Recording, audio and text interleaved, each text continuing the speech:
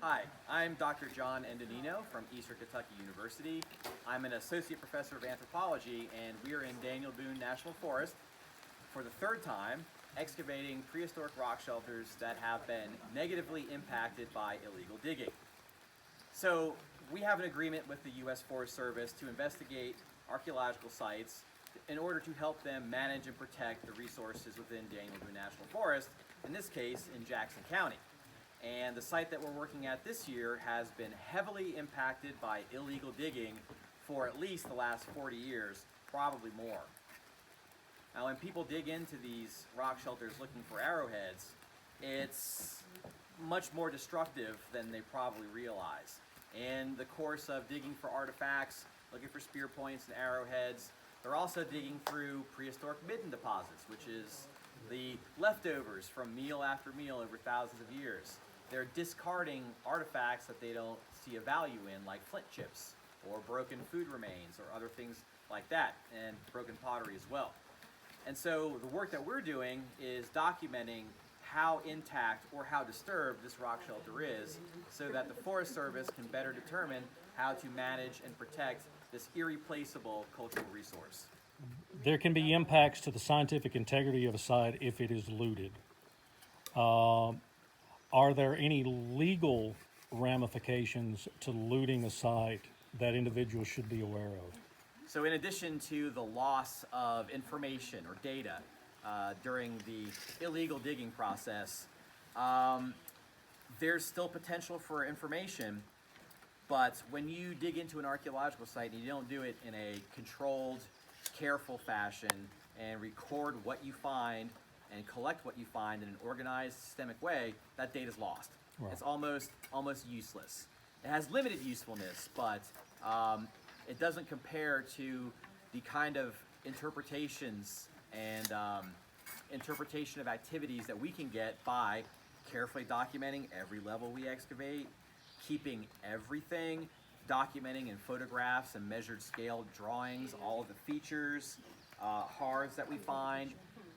With all of that information from good context, we can create interpretations of the site based on real data, fixed in space, and examine the relationships between different levels, different occupational zones, different features and activity areas, the distribution of artifacts, and come to a more complete and accurate interpretation of the past at this site.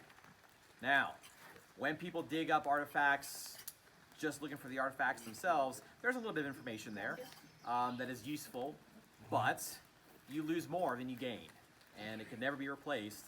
And if you are found to be digging for artifacts on federal land, that's a felony, and you can be arrested and prosecuted for that. Are there any instances where, in the course of looting, someone has discovered human remains? So this is true for almost any archaeological site you'll investigate. You never know what you're going to find. You might have an idea. You might be in possession of some previous research that can help give you a sense of what to expect, but you never know. When we started excavating this site, I didn't realize that there would be as much intact deposits as there are, because on the surface, it looks churned up. But through the research process that we've been carrying out in here the last 3 weeks, we found intact deposits. And when you dig for artifacts illegally, you're not only breaking the law, but you're also destroying information that could be used to reconstruct the history of the people who first inhabited the Commonwealth of Kentucky. So when you dig into an archaeological site, any kind, but in particular rock shelters in Eastern Kentucky, you run the risk of encountering and disturbing prehistoric human burials. Wow. Many rock shelters do have prehistoric and historic Native American burials in them, and you never know if you're going to hit one or not.